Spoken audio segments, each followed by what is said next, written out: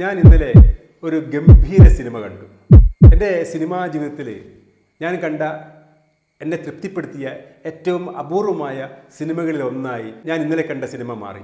Christopher Nolan സംവിധാനം ചെയ്ത the Odyssey. Christopher നോളനെ പറ്റി നമുക്ക് നേരത്തെ തന്നെ അറിയാം. അദ്ദേഹത്തിൻ്റെ സിനിമകൾ ദി ഫോളോയിങ് മുതൽ ഇക്കഴിഞ്ഞ ഓപ്പൺ ഹൈമർ വരെയുള്ള സിനിമകൾ നമ്മുടെ ചലച്ചിത്ര ലോകത്ത് എന്നും ഒരു വാർത്ത തന്നെയാണ്.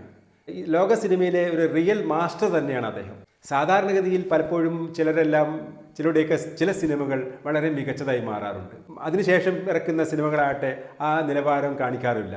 എന്നാൽ ക്രിസ്റ്റഫർ നോളൻ്റെ സിനിമകളൊക്കെ എടുത്തു നോക്കിയാൽ Memento, Inception, Dunkirk, Interstellar, Prestige, Dark Knight തുടങ്ങി അദ്ദേഹം സംവിധാനം ചെയ്ത 13 സിനിമകൾ എടുത്തു നോക്കിയാൽ 13 എണ്ണവും ഒന്നിനൊന്ന് മികച്ചതാണെന്ന് മാത്രമല്ല, അത് ലോക സിനിമയിൽ തന്നെ ഏറ്റവും മികച്ച സിനിമകളിൽ മുന്നിൽ തന്നെ വരുന്നുമുണ്ട്.